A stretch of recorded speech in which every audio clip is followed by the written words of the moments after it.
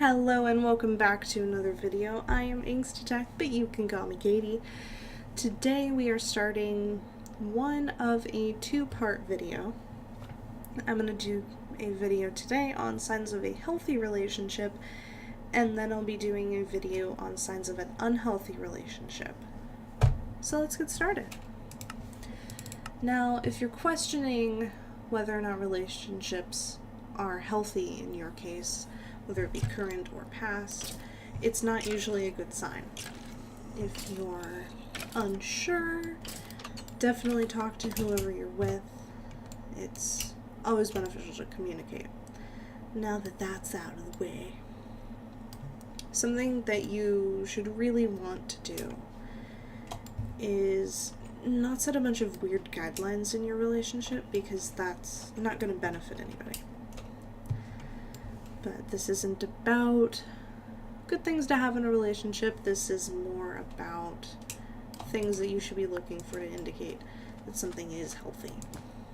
So first on the list, if they're not flirting around, if you're not flirting around, if everybody's being loyal, that kind of thing.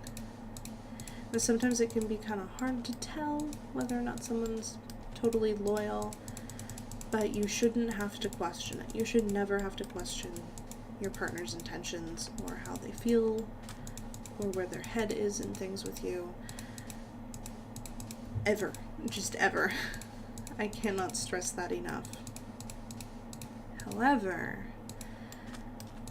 you don't want to necessarily just ask your partner all the time, hey, what's up? You know, have you been talking to your ex? Because that's not cool. You don't want to do things like that. You want to be able to trust your partner without asking them if they're being trustworthy, if that makes any sense.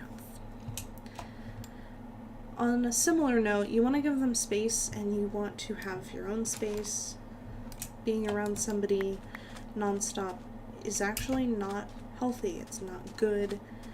It doesn't make for a productive relationship.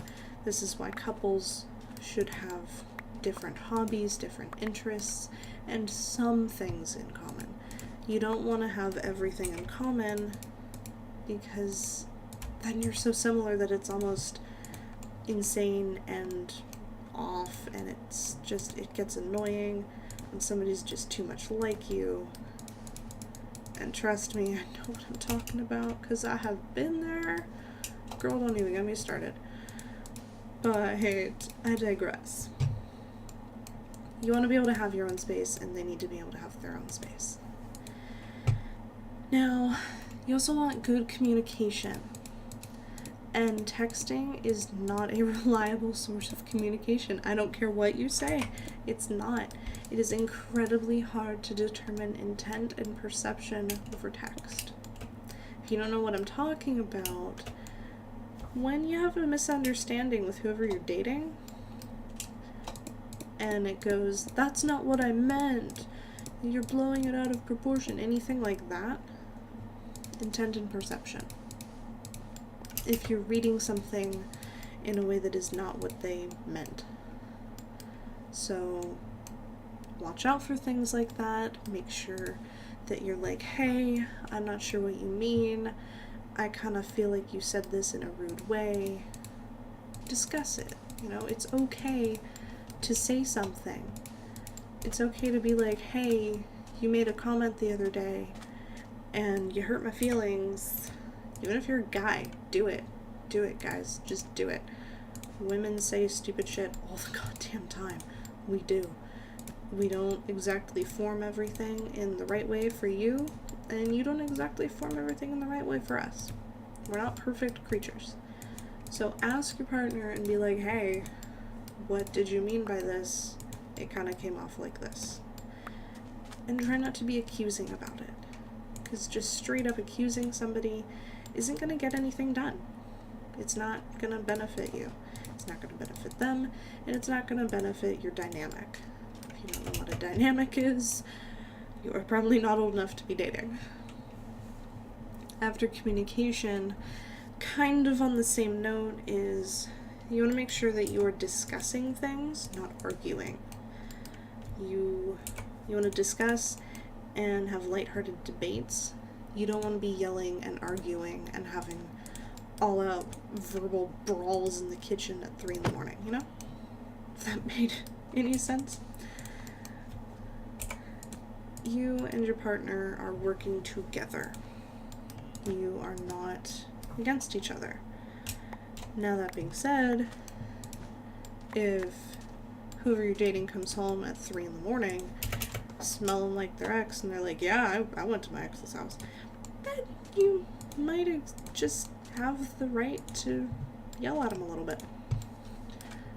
But generally speaking, you don't want to just haul off at somebody. There are a lot better ways to go about doing that. And most people don't realize you can date people who don't have the same political party as you. You just have to be civil about it. Things like that are a prime example. You don't need to fight about the little shit. There are much, much larger things in life that you could be concerning yourselves with. Last on my list is respecting your partner's differences and them respecting your differences. It's a two-way street.